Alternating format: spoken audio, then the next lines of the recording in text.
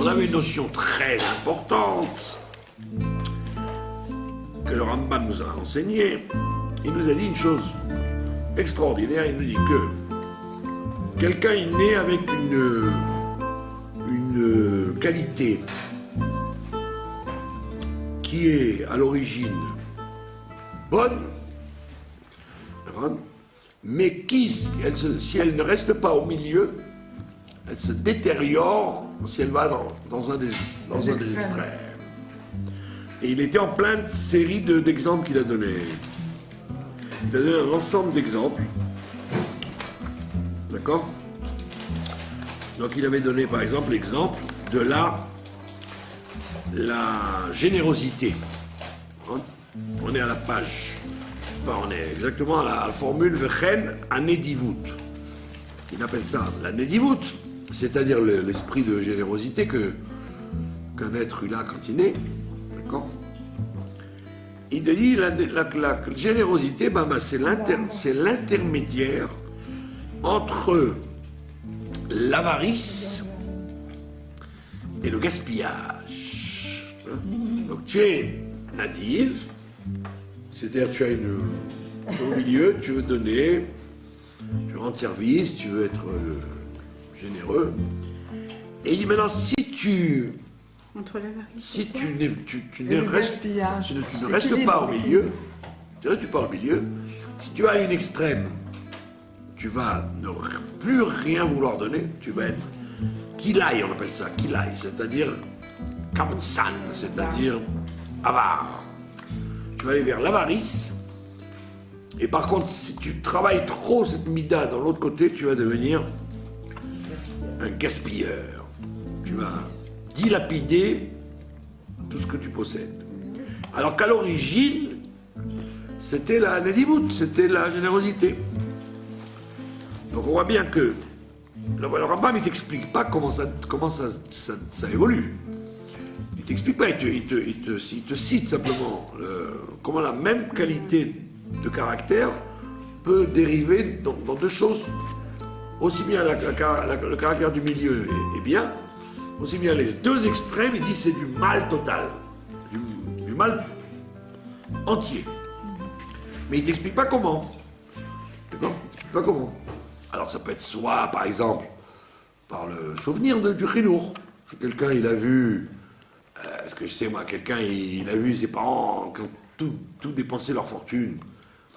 Alors il va dire, tiens, non, moi j'arrête d'être natif, je vais serrer ma poche et ma vie, c'est ma nature, donc il devient doucement, il s'enferme dans un système d'avarice. Ou l'inverse, s'il est dégoûté comment ses parents ils étaient barres de fer, par contre qu'ils ne donnaient rien, alors lui il va aller de l'autre côté, il va dire, pour se démarquer de ses parents, il va faire le contraire, donc il va commencer à gaspiller à tort et à travers. Donc le Rambam ne te dit pas d'où ça vient, si c'est l'éducation, si c'est le vice, parce que dans l'individu ne reste jamais au milieu. Dans tout, l'individu, il avance ou il recule. Comme il va l'expliquer, il est dans les Pirkaot. Celui qui ne recule pas, celui qui n'avance pas recule. Donc personne ne reste le même depuis qu'il est né jusqu'à ce le jour où il meurt. C'est évident. Il n'y a qu'un animal ou une plante qui ne bouge pas. Vous ne verrez jamais un lion qui fait de chouva et qui arrête de manger des agneaux et qui dit tiens je vais me mettre au régime, je vais manger des yaourts. Jamais vous verrez ça chez un lion. Le lion, depuis qu'il est né jusqu'à sa mort, Même si on le dresse et même si on croit le changer, on ne le change pas. La teva du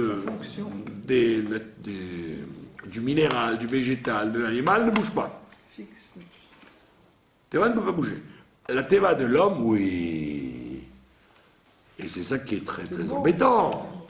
C'est embêtant et c'est beau, hein, comme vous dites. Ça peut être beau ou embêtant. C'est-à-dire que si tu as une qualité du départ, c'est évident que tu ne vas pas la garder comme ça au milieu. Elle va évoluer dans un sens ou dans un autre. Et il continue, il dit par exemple la gvura, c'est le courage. Et ben il dit là que le courage, la gvura, memutsaad ben messira les sakanot, ou ven rocha levar. Il te dit le courage, ça, c'est la mesure moyenne entre le fait de se donner au plus grand danger, devenir complètement fou, quoi. Hein? Dès qu'il voit un danger, il plonge dedans, ça ne le dérange pas du tout. Il court le risque, quoi. Il adore les risques, il est dangereux. Ou alors, le contraire, il va aller du courage, il va devenir trouillard. Il va aller vers la il va devenir couard, comme on dit. D'accord? Après 32 ans en Israël, je n'ai pas oublié un mot de mon bon français. Vous êtes à quel pérec là? 4. Et donc vous auriez dit, attends, ce garçon, cette personne était tellement courageuse avant, elle est devenue trouillarde. Et c'est ce qui se passe par exemple en politique, vous voyez, en politique. Quand les gens sont jeunes, vous voyez, on parlait de Sharon ou de Shamir ou ces gens-là, ou tous les généraux qui ont fait les guerres. Vous voyez, pendant les guerres, vous voyez, ils ont conquis. Et puis, au fur et à mesure qu'ils vieillissent, ils deviennent beaucoup plus trouillards. Ils réfléchissent à deux fois. Pourquoi? Parce que c'est l'âge qui fait ça. Comme soi-même, on a plus de mal à se jeter dans le feu quand on a 50 ans que quand on en a 20. Donc il réagit comme ça au niveau politique. Et vous avez le contraire. Celui qui était simplement courageux et qui devient complètement téméraire avec le temps. Après, on a vu la semaine dernière aussi le silsoul. Le silsoul, c'est-à-dire le fait d'être fier, ça devient l'intermédiaire entre l'orgueil démesuré et le mépris de soi total. Non, le mépris de soi comme les clochards, vous voyez. Pas la haine de soi. Le silsoul, c'est faire attention à soi, d'accord? Comme on l'a dit sur Yosef, qui était Metsalsel Bessaro. Il se peignait les cheveux quand il était chez Poutifar. Donc ça veut dire qu'il fait attention à lui, quoi. Être propre, se laver les pieds, avoir des chaussettes propres, pas trouées, etc. Okay. Et hop, il peut dévier à devenir soit très imbu de lui-même, donc il va à l'extrême de la soute, ou il devient très orgueilleux, ou alors le contraire, de savoir se tenir, etc., il va devenir un clochard. Et j'ai parlé l'autre fois avec un psychiatre, je parle toujours avec des psychiatres parce que c'est intéressant. Et oui, qui vous comprennent. Parce que les êtres humains, ils ont tendance à dire non, c'est pas grave, ça va s'arranger, avec le mariage, avec le temps, c'est pas vrai. C'est nature. C'est tant mieux. Avec le temps, les choses s'aggravent ou se guérissent, mais elles ne peuvent pas rester comme elles sont. Alors vous avez des gens. Alors je parlais du principe du clochard, là. Vous avez des gens comme ça. Comme le jeu, c'est une maladie psychiatrique. C'est pas une, comment on appelle ça, un défaut dont on peut se guérir. Un vice. Il faut aller chez un psychiatre pour se soigner du jeu. C'est pire que l'alcoolisme ou la drogue. Un psychiatre ou un psychothérapeute? Oh, ouais, les choses les plus extrêmes que vous puissiez imaginer, quoi. Pas du tout un gentil psychologue ou un conseiller. Coacheur. Un coacheur. Donc, vous voyez, qu'est-ce que c'est un clochard? Un clochard, c'est quelqu'un qui était au début mais Il était me sous le justement- sale, il travaillait, respectait. voilà, il avait un travail, il avait une femme, il avait un costume, Dans les il avait Un statut. une brosse à dents et payait son loyer.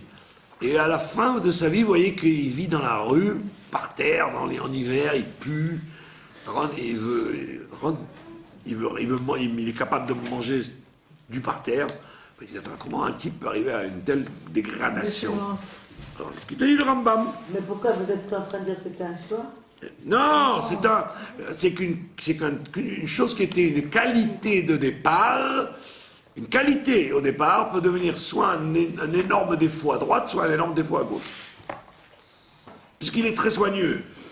Il me sous le sale, d'accord? Il fait attention à lui. Soit il peut devenir un orgueilleux énorme, c'est-à-dire ne penser qu'à lui. Très narcissique, en fait. Non, pas narcissique. Très narcissique, exactement, ne penser qu'à lui, d'être extrêmement proche de lui-même et ne s'occuper de rien que de lui. Ou alors au contraire, se détester d'être un aval, on s'en fiche de tout. Vous avez compris? Donc, Il y avait mais il y quelqu'un a comme des ça. éléments, une configuration.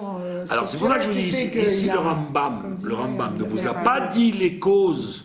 Ne vous donne pas les causes, comment la mida Voilà, se c'est dégrade ça, à droite ou à gauche. Il vous l'explique pas ça. Il décrit. Ça, c'est dans les pires cavotes qu'on va vous donner Dérouler. une thérapie pour Dérouler. ne pas tomber. Sombré. Mais il vous dit, sache ça. Sache ça. Que quand quelqu'un est comme il est, il n'est pas né comme ça. C'est une dégradation. Vous? Vous avez Hein? Donc, C'est une dégradation qui l'a amené à tomber vers la droite ou vers la gauche. D'accord? Et il te dit, voilà, il vous cite encore un exemple, et tout ça c'est en vérité des grands klalim, des grands principes qu'on aurait pu marquer, et que, lequel on peut faire des thèses, on peut faire des thèses psychologiques. Mais il va anachat, il y a anachat. On l'a vu déjà la semaine dernière aussi, anachat, ça veut dire le fait d'être calme, tranquillité. ouais, le fait d'être tranquille. Et ben il dit c'est l'intermédiaire entre le fait de casser les pieds à tout le monde, ouais, et le fait d'attaquer tout le monde, et de l'autre côté, le fait d'être mou, comme il a dit en espagnol, mulada. Il est mou complètement. Donc au début, il était calme. Maintenant, il s'est dégradé vers la droite. Il devient un enquiquineur, pas possible. Et ça, vous voyez ça dans le mariage, parce que très souvent dans le mariage, vous voyez les vieux couples, vous dites, oh là là, mais comment elle a fait pour le supporter Alors, quand vous parlez avec elle, la vieille dame, elle vous dit, mais vous savez, mon mari, il y a 40 ans, 50 ans, mais il n'était pas comme ça. Hein. Quand je l'ai connu, il était gentil, et l'inverse, la femme. Donc ça veut dire que vous aurez dit, pour ça que, comme disent les gens, le mariage, c'est une loterie. Quoi. En vérité, la personne, elle était très calme, C'est ça. très posée. Et puis, putain, vous la voyez Elle vient. se dégrader doucement, à devenir enquiquinant, À souhait. à Agresser, trouver agresser. tout le temps à redire sur tout. Donc il dit ça c'est l'extrême à droite, mais il y a l'extrême de gauche. C'est d'être d'une mollesse insupportable. Du calme qu'il avait, il est devenu Apathique. apathique. C'est-à-dire que rien ne le... Indifférent. Mules, il dit en espagnol.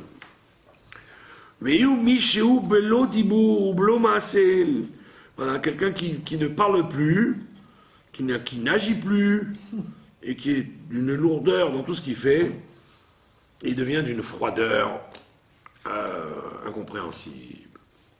Alors qu'au départ, il était, quand vous le voyez petit, vous dites, oh, cet enfant, il est merveilleux, il est calme, il est posé et tout. Alors on dit attention, vois bien comment il va, après savoir mitzvah, comment il va dévier, et après 20 ans, 30 ans, 50 ans, etc., etc., etc. Et donc ça veut dire que chacun doit Il faut travailler. doit se voir, se regarder dans une glace en disant où suis-je? Dans quelle étagère?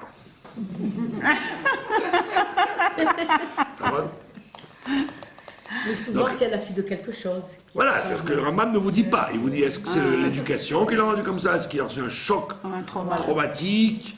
Est-ce que c'est... Ou alors simplement que quand vous le voyez, la photo que vous avez prise à l'âge de 6 ans, elle ne décelait pas dans quelle direction ça allait descendre.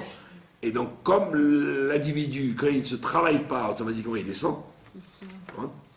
C'est très rare qu'un individu, quand il ne se travaille pas, il maigrisse. En général, il enfle. Parce qu'il mange, il ne marche plus. Pourquoi il maigrirait pas? Parce que maigrir, ça veut dire ne pas manger, ne se contrôler, etc. Donc voilà, se restreindre. Donc la nature de l'individu est à la descente vers la matière, devenir grossier. Si quelqu'un évolue dans le bien, c'est qu'il s'est travaillé. C'est impossible autrement. Parce que la nature de la matière, c'est de tomber. C'est pas de monter. D'accord? Donc il te dit, et de l'autre côté, d'accord, il peut par contre en arriver à être complètement apathique et que plus rien ne le touche. D'accord? Il devient une froideur inimaginable. C'est tout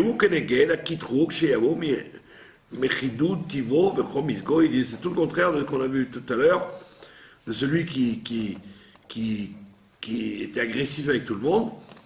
Lui, au contraire, il est tellement peu agressif qu'on peut lui faire n'importe quoi, il se laisse faire. D'accord? Voilà. Autre mida, il vous dit la anava. Anava, on a vu ça aussi la semaine dernière. La anava, ça veut dire la traduction, l'humilité. De l'humilité, eh ben, il dit c'est la mesure intermédiaire entre l'orgueil et la bassesse. La bassesse.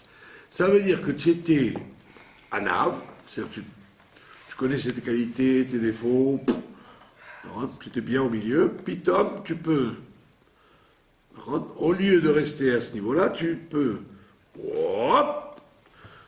t'enorgueillir de plus en plus en disant mais je suis extraordinaire, je suis de plus en plus, et les autres sont des idiots, et moi je suis plus grand que tout le monde. Ou alors l'inverse, tu peux être tellement anave qu'avec le temps, tu finis par être méprisable. C'est-à-dire que tu es tellement humble que même si on te dit quelque chose, on te dit que tu es un idiot, tu es un bon à rien, oui, c'est vrai, c'est vrai.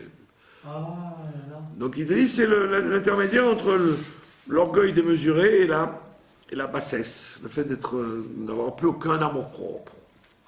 Et pourtant c'est parti de quelque chose de grand, de l'humilité. D'accord? D'accord? C'est d'ailleurs pour ça que qu'est-ce qui est plus dangereux? Ce qui est plus dangereux, c'est justement de descendre. C'est plus dangereux de descendre parce qu'on pense qu'on est bon à rien. Donc doucement, comme on est bon à rien, On décline de tout. donc on décline, ouais. Et alors en même temps, on renonce à manger, on renonce à ce qui est élémentaire, quoi. Donc c'est pire d'être comme ça que d'aller vers l'orgueil. Parce que vers l'orgueil, au moins, tu peux utiliser l'orgueil pour une dynamique, pour faire quelque chose. D'accord? Voilà, il te dit pareil, mais istapkut.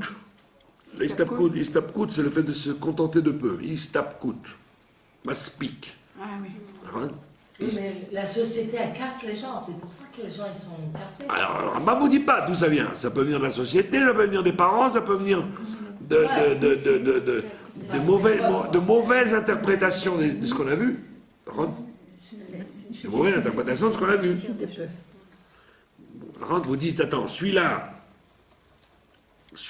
il ne sait pas écrire et il s'est fait appeler écrivain. D'accord? D'accord? Pourquoi vous riez? Parce que ça fait rire. Ah ouais, mais il y en a plein comme ça. Moi, je connaissais un monsieur à Paris il savait à peine lire. Il savait à peine lire, il lisait très mal et il ne savait pas En écrire. hébreu ou en français? Non, en français à Paris, il ne savait même pas lire correctement, ni écrire correctement. Et il disait, je crois que je vais faire de la littérature. Je lui ai dit, il faut d'abord aller à l'école. Donc il était persuadé que la chance lui sourirait. Et Donc, c'est- quelque part, il était optimiste. Mais oui, il était fou. Voilà. Alors que quelqu'un qui est trop humble, quelqu'un qui est trop humble, mais pourquoi je vais tenter? Ah oui, d'accord. J'arriverai pas de toute façon. Il y a un qui réussit, il y en a des millions qui écrivent. Vous avez compris? Mais non, ça, il était dit autre chose. Istapkut, le fait de se contenter de ce qu'on a. Istapkut. Donc ça, c'est très jeune, tu vois bien, l'enfant. Tu lui dis, après ça, il n'y a plus. Donne-moi un gâteau. Je vais l'acheter dans ce gâteau. Après, il n'y a plus. Et vous voyez, vous dites, il est gentil cet enfant. Ouais, il a accepté que je lui dise, après ça, il n'y a plus. Donc il est mistapek. À la limite, on peut dire. Formidable. Sameach Bechelko. Et sa mère Bechelko a 6 ans. C'est magnifique. Au lieu de taper les pieds pour avoir encore, il va te coucher, il va se coucher.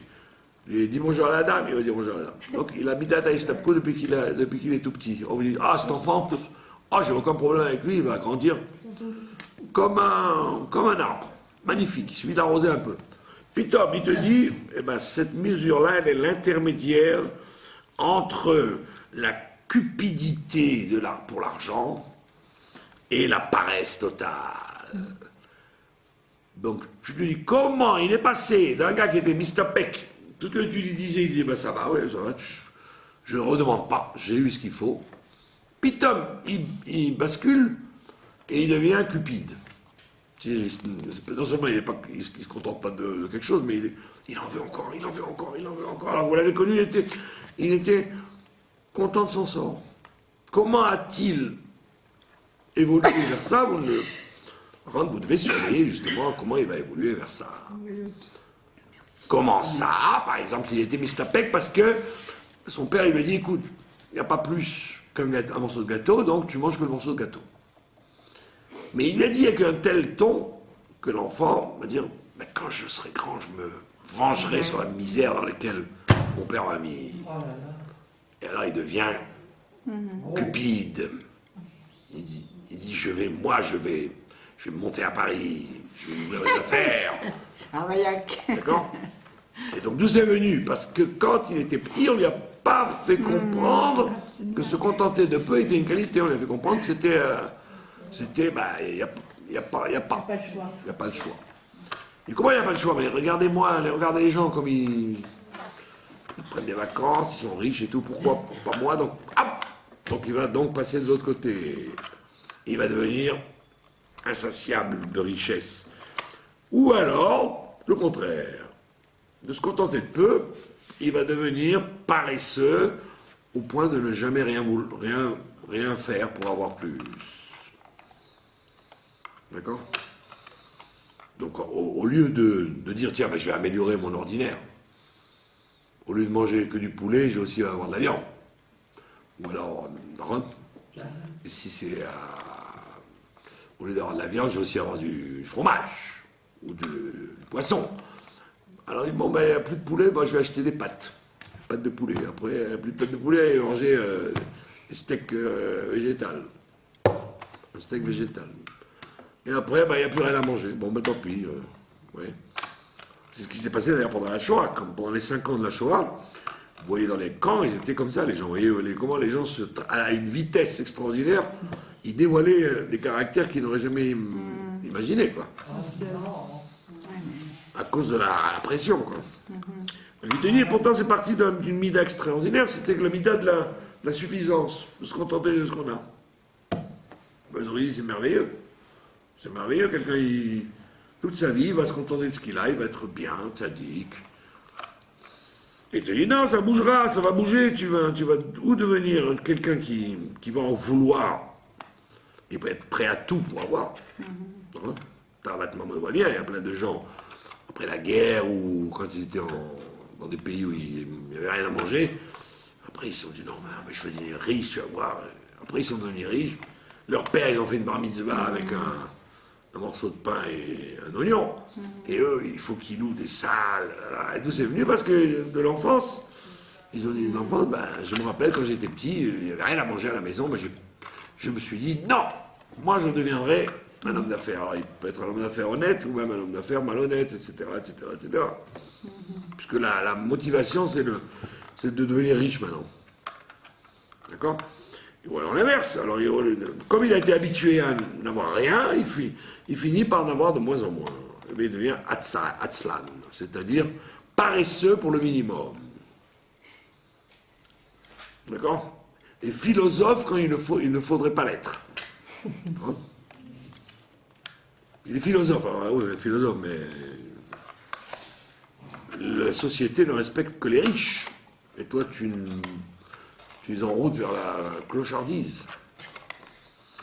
Oui, mais les riches, moi j'ai l'impression qu'ils ont tendance à être frappés sur la tête pour être descendus, quoi. Ah bon? Voilà. Il n'y a plus d'issue, j'ai l'impression. Ça va, il y a toutes sortes de riches. D'accord? Mais Touv Levav, voilà, Touv Lev, c'est Richard, cœur de lion. Alors, quand Touv Lev, celui qui a le cœur, qui a le bon cœur. Celui qui a un bon cœur, il dit c'est l'intermédiaire entre la Nevala, Beitron, Touv Levav. Ça peut être l'intermédiaire entre une mida qu'on a vu tout à l'heure, la Nevala, c'est le fait d'être dégoûtant, prêt à tout. Le fait qu'il a un bon cœur, ça peut l'entraîner à être prêt à tout, être une crapule dans le... Prêt à vendre son père. Crapule, comment on appelle ça, pour montrer qu'il a bon cœur. D'accord? Ou alors, il te dit le contraire. D'être trop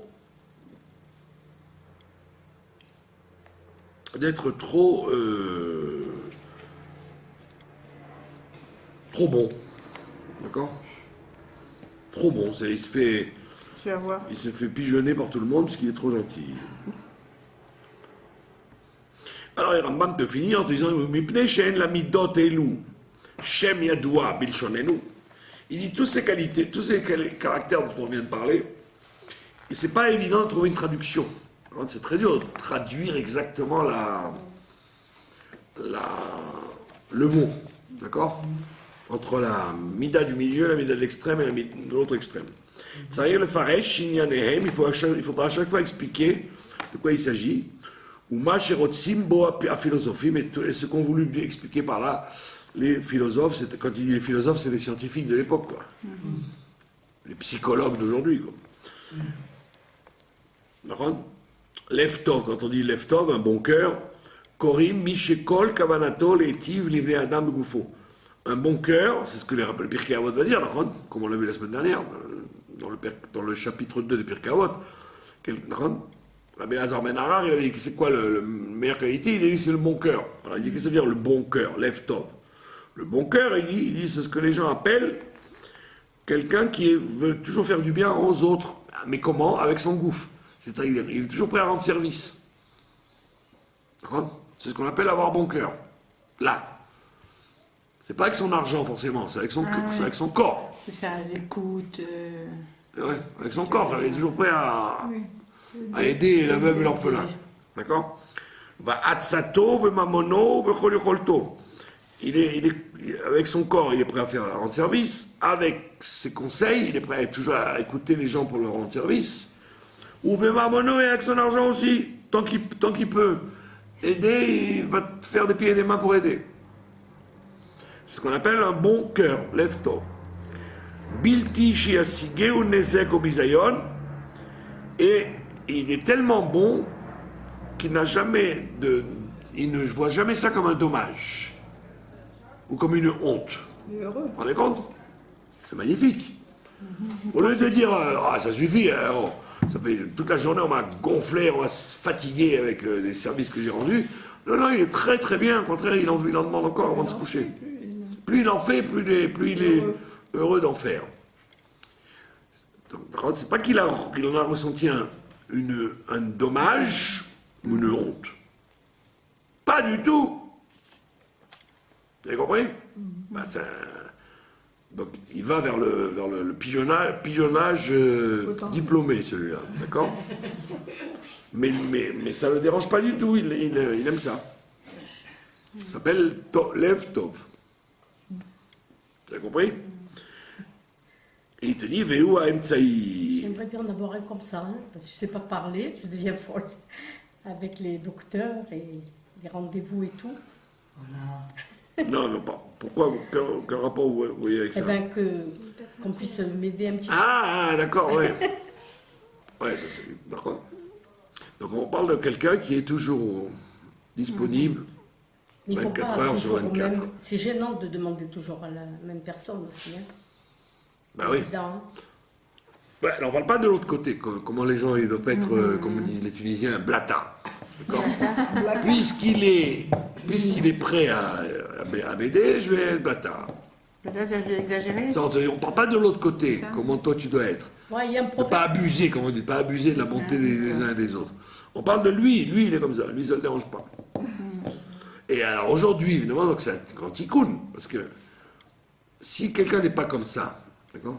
Si quelqu'un n'est pas comme ça, c'est-à-dire il le fait parce que il a lu les histoires du Baal Shem Tov, et on lui a fait croire que s'il ne rendait pas service, le machin ne viendrait pas, et etc. Et, d'accord? Donc il a le syndrome du Baal Shem Tov, ce que j'appelle. Ah oui, vous ne connaissez pas le syndrome du Baal Shem Tov? Non. Mais oui, comme tu ne l'as pas reçu à Mais manger c'est la chez peur, toi le finalement, Shabbat, c'est la peur. tu as empêché le Machar de venir. D'accord? Et alors, la prochaine fois, vous invitez donc au Shabbat. Le premier qui se prend. Et dans la nuit, vous avez volé les petites cuillères, il est parti avec votre argent, d'accord? Et le samedi soir, il vous appelle la police parce qu'il prétend que vous lui avez volé ses chaussettes. Alors, donc, du syndrome du Baal Shem Tov, vous dites comme La Fontaine, jura, mais un peu tard, qu'on ne l'y prendrait plus. Alors, on ne parle pas de ces gens-là qui font les choses parce qu'ils pensent que c'est comme ça qu'il faut faire, mais en vérité, c'est pas leur Ils sont nature. contraints, ils sont Pas leur contraints, nature. oui. Ils ont Ils se sont conditionnés, quoi. ouais, ils ont appris que c'est comme ça que le machin va venir, donc ils mettent toute la gomme, La gomme. et donc ils sont mal dans cette situation-là, d'accord? Donc lui, pas du tout, ça ne le dérange pas. Et ça ne continue à pas le déranger toute sa vie. Et il dit, ça c'est la mesure du médiane. Alors que le naval, c'est celui qui n'a aucune pitié de rien. Le naval, c'est le gars qui n'a aucun scrupule. D'accord? C'est-à-dire, tous les moyens sont bons pour en venir à ses fins. Mais où Miché Norotseleo il, c'est quelqu'un qui n'a aucune intention de servir à personne sur terre. Il n'y a qu'une chose qui l'intéresse, c'est lui-même, son nombril. D'accord? Et quand il vous regarde, c'est pour se dire qu'est-ce que je peux tirer de cette personne. Que je nous en préserve. Que Dieu nous en préserve, mais pour l'instant, il n'a pas préservé tout le temps. Hein. Comment? Il y a des tas de gens comme ça. Il y a des tas de gens comme ça qui croient que le monde leur appartient. Afilou bema she'ein lo bo chesron. C'est une personne qui croit que c'est fermé pour tout le monde. Afilou bema she'ein lo bo chesron. Il dit même quand ça ne va pas lui manquer, c'est ça qui est ce qu'on appelle naval. On l'appelle un naval parce que même s'il n'a rien à perdre de la chose, il n'a pas envie de le faire. Il n'a pas envie d'aider. Donc il est passé à l'extrême de l'égoïsme, de l'égocentrisme. Tout ce qu'il fait dans la vie, ce n'est que pour lui. Et même s'il n'a rien à perdre, ça le dérange. Il dit, je peux t'emprunter ton verre et je le rince après? Non, non, non. Pourquoi non, non, non? Quel problème?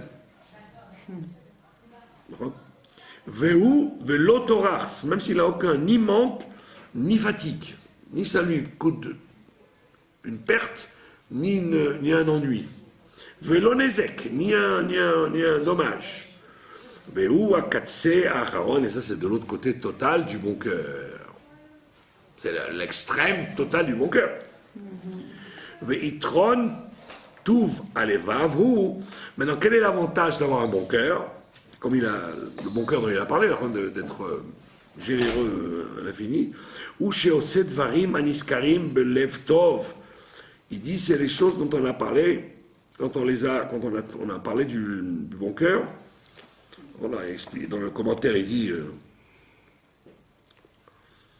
le bon cœur, c'est-à-dire qu'il est, les bons avantages du bon cœur, c'est justement d'être aimé des gens, d'être quand tu vas te coucher, quand tu as rendu des services toute la journée, bah, tu vas te coucher avec t'es content d'avoir rendu service à celui-là, donc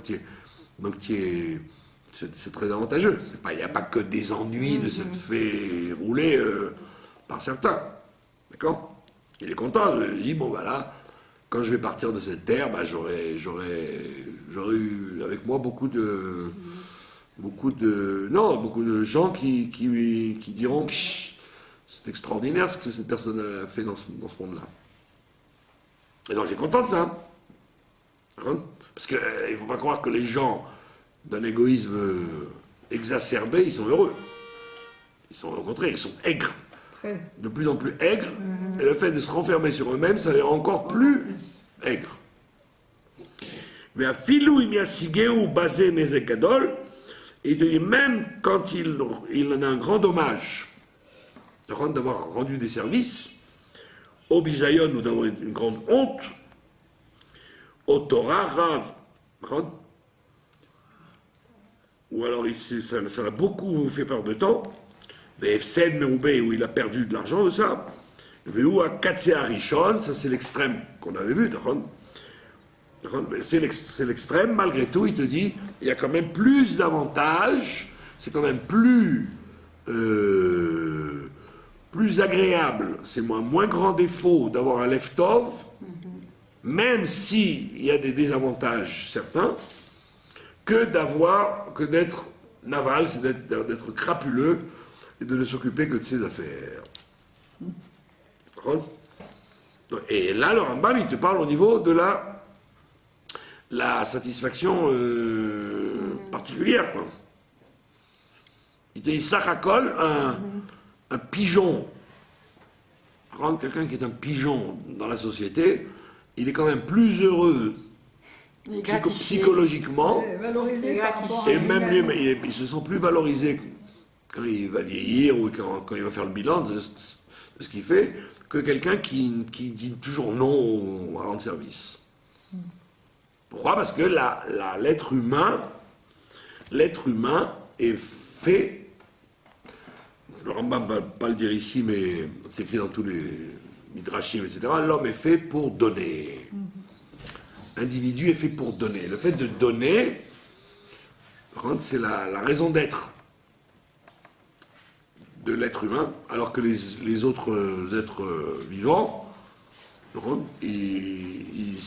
si, comme les cigognes, elles donnent à leurs enfants, la mère du chien, elle donne à son chien, etc. Ils ont des animaux, ils ont leur caractère, ou d'être des généreux, ou d'être égoïstes, d'accord? Mais ça ne se bougera pas. Alors que l'être humain, tu aurais dit, bon, là où il se sent mieux, l'être humain? Quand il donne ou quand il reçoit? En vérité, c'est quand il donne. Même si quand il donne trop, il va se mordre les doigts, c'est quand même moins frustrant de quitter cette terre en ayant trop donné qu'en n'ayant rien donné. C'est pour ça que vous voyez les gens qui sont égocentristes, ils deviennent de plus en plus amers et au contraire, cynique. Au contraire, au lieu que le fait d'accumuler les biens pour eux-mêmes, vous auriez pu dire, au contraire, ils sont très heureux, ils ont tout. Justement, ils n'ont rien parce qu'ils n'ont rien donné. Et c'est l'une des raisons, d'ailleurs, on va arriver à Shavuot.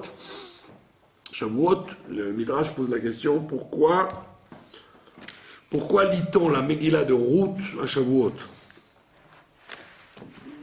D'accord? Et chaque fête, elle a une Megillah, d'accord? Chaque fête, elle a sa Megillah. Purim, c'est Esther, Tisha B'Av, c'est Echa, Pessar, c'est Shirachirim, Sukkot, c'est Kohelet. D'accord? Et on me demande pourquoi on lit Megillat Ruth. Parce que c'était en été qu'on a fait la récolte du blé, et qu'on faisait la récolte du blé, c'est un peu tiré par les cheveux cette histoire, d'accord? Alors on te dit, bon, peut-être parce que c'est une guillorette, c'est une convertie, Ruth. Et donc comme nous on s'est convertis en recevant la Torah, on a fait comme le guerre, alors on est tous des guérim, donc on lit l'histoire de Ruth, très beau. Mais le Midrash, il dit non, attends, il y a quelque chose qui est beaucoup plus intéressant. Comme c'est le Shavuot, c'est le don de la Torah. Donc on aurait dû lire un texte qui est bourré de mitzvot. Un truc où on voit des mitzvot, comme ça on te dit, bah, tu vois, la Torah elle a été donnée, c'est pour faire la mitzvot. Or, dans Megillat Ruth, on te parle pas on te parle à la fin, bon, du mariage avec la femme dont le mari est mort, le hiboum, l'évira, mais tout le reste de la Megillah, c'est un sipour, c'est une histoire de gentillesse entre Boaz et la femme de son cousin, Naomi et Ruth. C'est une histoire de bonté, quoi. Il rend service. Au lieu de la laisser cueillir du blé comme tous les autres, il lui fait un peu de piston, il lui donne un peu plus de blé. Il y a de la bonté là-dedans. Il y a un truc qui est généreux. Et c'est ça qu'on voulait te dire. Que toute la raison d'être de la Torah, c'est d'en arriver à l'altruisme, à donner à l'autre. Tu vois pas dans la Megillah de Ruth des gens qui offrent des sacrifices à Dieu, ou qui prient, ou qui il n'y a pas cette relation entre l'homme et Dieu. Sacrifice, prière, rituel, il n'y a pas de rituel. Il y a des relations de gens qui ont besoin, et puis un riche, il vient, il dit, voilà, je vous aide. Et c'est toute l'histoire. Et c'est grâce à ça que le Mashiach, il sort de là. Parce que si cette histoire-là n'avait pas été une histoire de bonté, il n'aurait pas fini par se marier avec elle et faire descendre le roi David et le Mashiach. Donc on te dit, voilà, tu vois, la venue de Mashiach qui est au bout du film, elle commence par une histoire de bonté gratuite entre quelqu'un qui aurait pu se contenter d'être correct, de laisser le champ et pas plus, pas donner l'hospitalité, pas aider sa Naomi et Ruth. Et voilà pourquoi les commentateurs te disent, voilà pourquoi on a lu Ruth à Shavuot, pour t'expliquer que toute la raison d'être de la Torah, c'est d'apprendre à donner à l'autre. Et quand quelqu'un donne, eh bien, automatiquement, c'est ce que te dit le Rambam ici, les inconvénients du bon cœur sont beaucoup moins embêtants que les inconvénients de la crapulerie. Le fait d'être naval, d'être crapuleux, de ne penser qu'à soi et de faire tout pour soi-même, ça va rendre plus malheureux quelqu'un que quelqu'un qui a beaucoup été échaudé par les bontés qu'il a faites. Le gars qui a le syndrome du Baal Shem Tov, il va se dire quoi alors? Pendant que d'autres s'enrichissaient, moi des fois ce que je dis à ma femme, je dis, imagine-toi que tu passes un Shabbat seul avec ta femme. 2 personnes à la maison, Shabbat, tchic-tchac. Pas beaucoup de vaisselle, pas beaucoup de frais, pas beaucoup de lumière, pas beaucoup d'eau, pas beaucoup de... Dès que tu as des invités, d'accord, ou des comment on appelle ça, des gens en plus, tu te rends compte que c'est beaucoup d'argent tout ça. Donc si tu avais mis cet argent par exemple, on dit tiens voilà, j'ai économisé 500 shekels, tac, je les mets de côté. Au bout de 50 ans, 30 ans, 20 ans, tu as une petite fortune de côté. Eh oui. Alors tu vas dire, donc, est-ce que ça valait le coup d'ouvrir sa porte, d'être hospitalier, etc., etc., etc. Donc tu peux avoir un sentiment quelque part, d'avoir perdu du temps. Non, mais c'est angoissant d'être les deux aussi. Moi, Alors c'est pour ça qu'on te dit, si tu ne vis que pour toi, tu vas te mordre les doigts encore plus que si tu vis pour les autres en fin de parcours. C'est ce que te dit le Rambam ici. D'accord? C'est intéressant, non? Passionnant. Oui, parce qu'on a tendance à... Aujourd'hui, les gens, ils se posent des questions, ils s'interrogent, En vérité, il faut relire les livres de base. Les sodes. Les livres de base. Les gens, ils disent quoi? Vous étudiez, je m'en apprends qui, mais c'est des livres Archi connu. Ben oui, c'est au Moyen-Âge qu'il a écrit ça. En vérité, non, il vous donne des clés dans la vie d'aujourd'hui.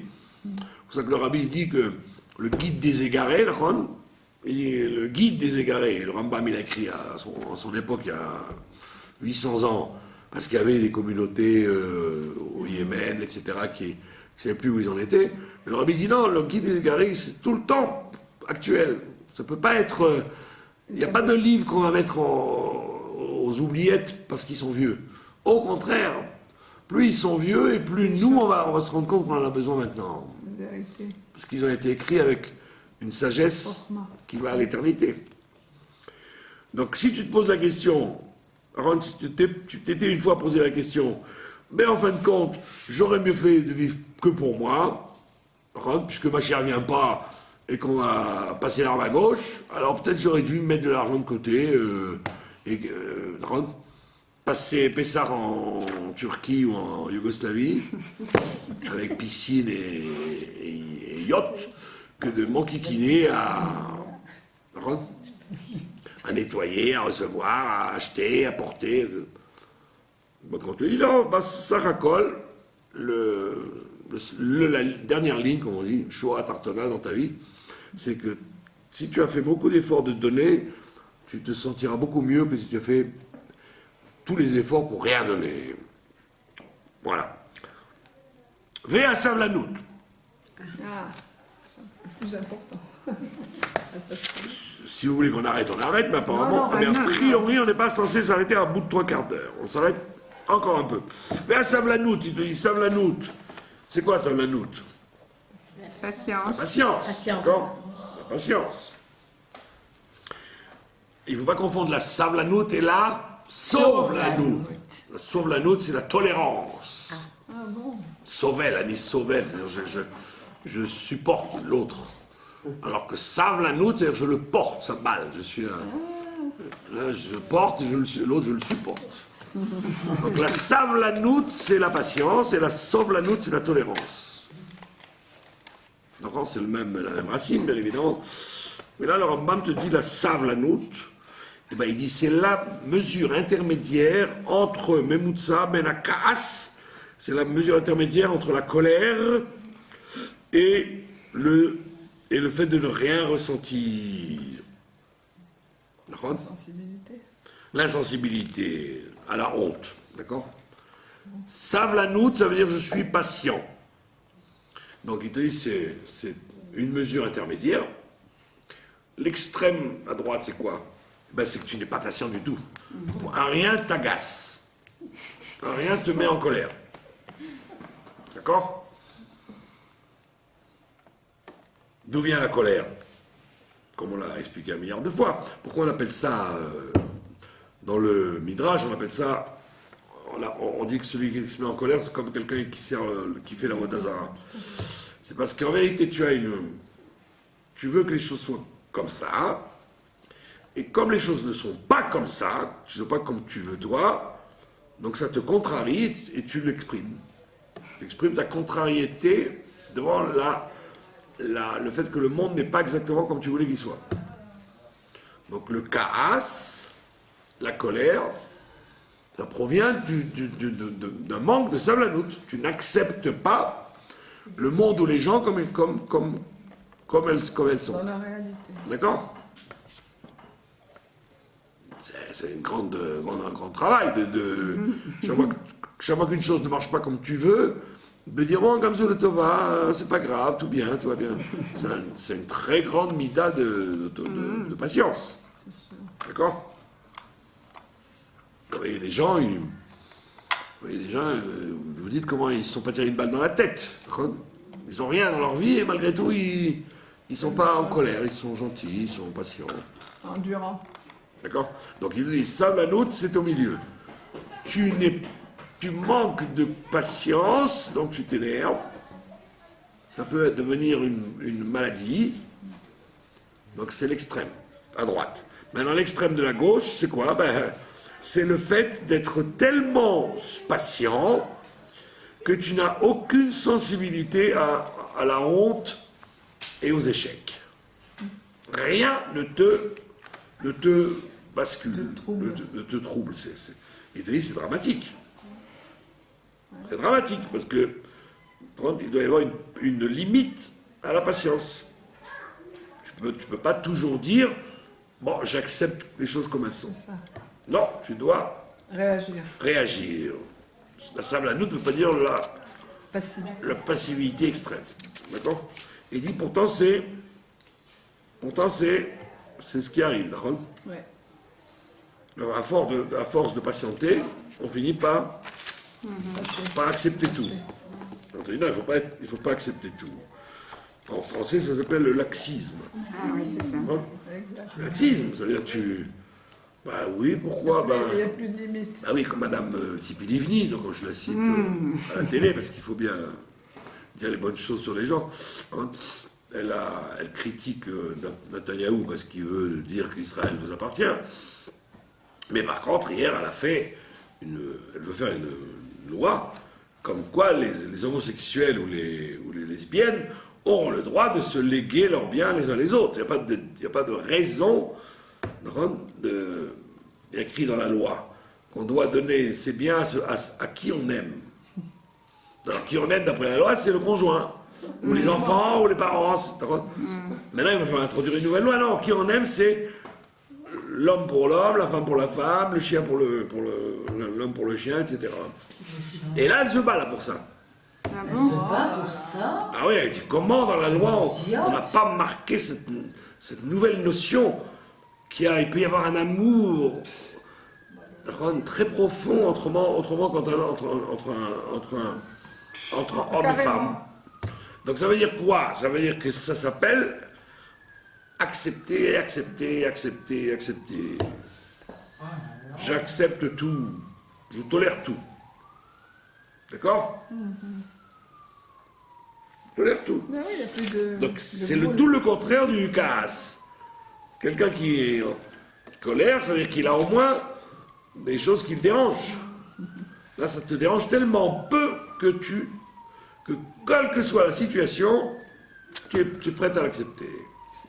On voit bien que c'était la déviation de la patience à l'acceptation de tout.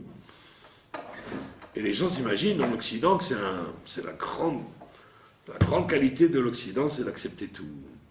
Ah oui. Donc, alors que les musulmans et qui eux disent mes chers enfants, l'Europe va nous appartenir, puisque nous on n'accepte rien du tout, on va vous prendre votre... C'est la fin de Esav. D'accord? Et nous terminerons avec le dernier caractère que le Rambam nous amène. Boshet panim. Boshet panim, ça veut dire avoir honte. Mais elle n'a pas honte, la fille, là. Non. Boshet panim, ça veut dire avoir honte. La honte, c'est la mesure intermédiaire entre le fait de n'avoir rien, de n'avoir pas honte du tout, la hazout, c'est-à-dire comment on dit en français, l'effronterie, voilà. C'est l'extrême. Donc au début, tu es pudique, tu as boshet panim, tu sais te retenir, tu as honte. Et puis un jour, tu dis, j'en ai marre d'avoir honte. Et le fait d'arrêter d'avoir honte, tu peux arriver à n'avoir honte de rien, d'être effronté complètement. D'accord? Et c'est parti de quoi? D'avoir honte. Et tout le monde t'a dit, mais pourquoi tu as honte? Pas avoir honte. Tu dis, bon, alors je vais essayer. Du coup, Tu essayes, et puis à la fin, tu deviens... tu fais comme les Israéliens, quoi. Miata, qui tu es, alors ça, c'est l'extrême d'un côté. Maintenant, quel est l'autre extrême? Eh bien, c'est la baïchanout. C'est ça. La pudeur. Non, c'est pire que la c'est pudeur. pire. C'est la baïchanout, ça veut dire avoir honte de tout. Timidité. Voilà, l'extrême, à l'extrême. d'être complètement Timoré. timoré, d'être effrayé de n'importe quelle situation. Donc ça peut même être un problème, psychologique très grave. Un peu heureux. D'avoir honte de tout. D'accord?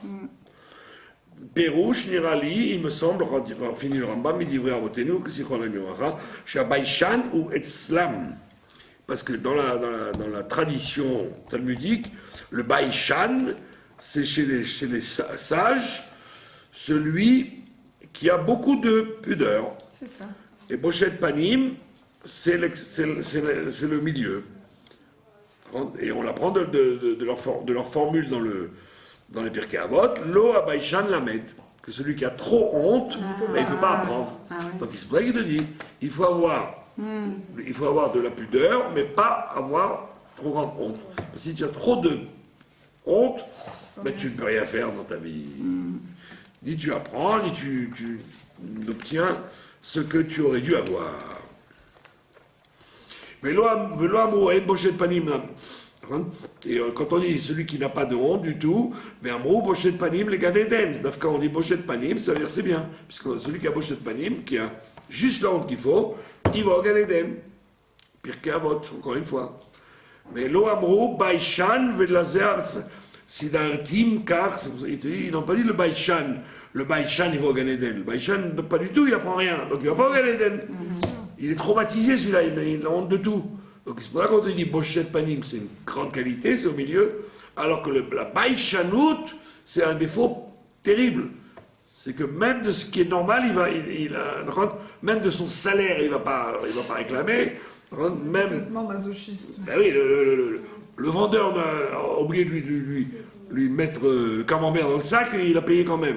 Et il dit bon, j'ose pas lui réclamer. Tu es un Baïchan, tu n'es pas un Bosh Panim. Il faut être Bosh Panim, mais pas Baïchan. Vechen she'ar amidot itztarchu al kol panim. Le Rambam te fait donc un petit cours de grammaire en finissant. Il te dit, c'est pour ça toutes les qualités dont on a parlé, il y a besoin de bien les expliquer en hébreu et donc les traduire comme il faut. Sinon, tu te trompes de notion. Et si tu te trompes de notion, tu appelles un défaut alors que c'est une qualité ou l'inverse. Voilà, comme c'est connu que comment les gens tournent mal au niveau psychologique, c'est justement parce que quand on joue avec les mots. Quand les mots sont faux, tu fabriques un système intellectuel qui va faire après que tu... Comme je disais l'autre fois, on va le voir bientôt, ce que les orthodoxes appellent le refus de la Shemitah, d'acheter chez les assassins arabes, c'est ça qu'ils appellent la Shemitah, ils appellent ça Shemitah la Khumra. Alors on parlera beaucoup de ça parce qu'ils vont m'entendre. Shemitah la Khumra. Quelqu'un qui ne connaît pas, il dit ah c'est mieux, c'est Shemitah la Khumra, c'est le mieux de la Shemitah. Alors c'est pas du tout la Shemitah, d'acheter à des terroristes, c'est pas une Shemitah, c'est une catastrophe. Mais le fait de jouer d'utiliser le mot, ça fabrique chez tous les orthodoxes qui n'ont jamais lu de quoi ça parle, que c'est mieux que de faire autre chose.